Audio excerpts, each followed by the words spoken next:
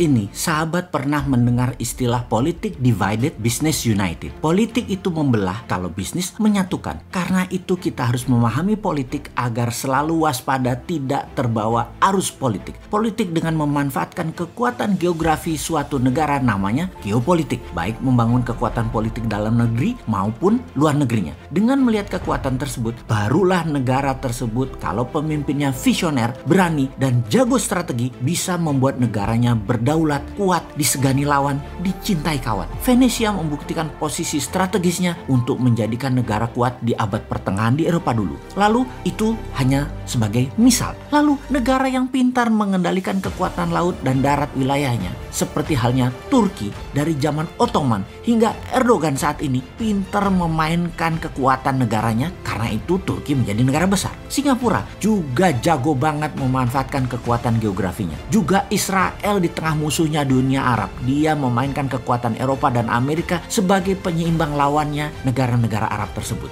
Banyak daerah strategi seperti Panama, Mesir, Taiwan, Hong Kong memainkan cantik wilayahnya. Namun banyak juga yang tidak pandai. Salah satunya adalah negara-negara Arab. Lokasinya strategis, sumber daya alam minyak dan gas strategis. Tetapi negara Arab tidak bisa menjadi negara superpower. Makmur iya, superpower atau negara besar, big country, tidak bisa. Atau dibacanya tidak boleh. Jadi yang membuat tidak boleh adalah negara besar dan negara superpower. Mereka rule the world saat ini. Karena itu dalam kacamata pertahanan negara, negara besar punya nation interest, punya tujuan bernegara terhadap negara lain. Dan kita harusnya membaca dengan teliti, karena nation interest negara lain menjadi nation threat, negara lemah. Menjadi ancaman kedaulatan negara lemah, nation interest negara besar lainnya. Kita bahas ini sejak lama. Kita kembali lagi agar paham bagaimana cara bernegara agar menjadi negara berdaulat. Agar Indonesia tidak goblok-goblok amat seperti negara-negara yang tidak berdaulat lainnya. Kita ini harusnya lebih besar dari Turki,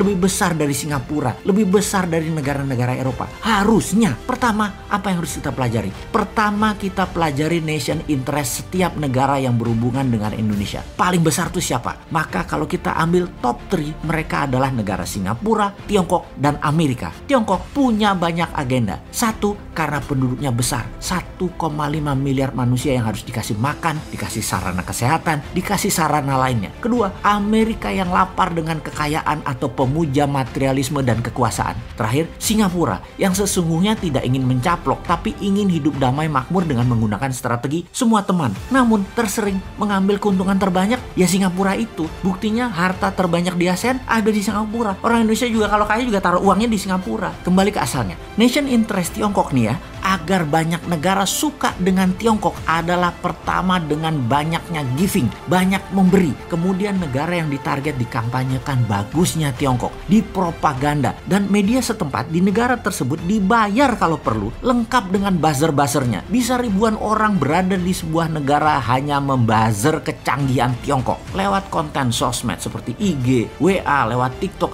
dan banyak lagi. Setiap hari diproduksi video dan berita dipotong-potong yang indah-indah dan disebar agar negara tersebut terpesona dengan Tiongkok. Jangan tanya media mainstream, digarap sejak lama. Film Hong Kong, film-film dinasti Tiongkok lama sudah diedarkan dan digencarkan. Bahkan masuk ke Hollywood. Sejarah tulisan tentang Tiongkok digarap rapih. Itulah Kementerian Propaganda yang pegang dari Tiongkok. Semua informasi tersebut diorkestra dengan baik. Setelah media, apalagi yang digarap? Yang digarap adalah kebijakan-kebijakan bernegara, parlemen, dan partai-partai negara yang akan ditarget. Digarap. Setidaknya individunya. Orang mereka dalam tanda petik payroll, digaji, diopeni, diurusi, dimakmurkan dalam bahasa sederhananya. Namun bagi mereka yang tidak paham idealisme bernegara, semua itu seperti business as usual, kayak lagi bisnis biasa aja. Padahal mereka ini diarahkan untuk memuja Tiongkok, tetapi di kepala mereka ini bisnis kok gitu ya.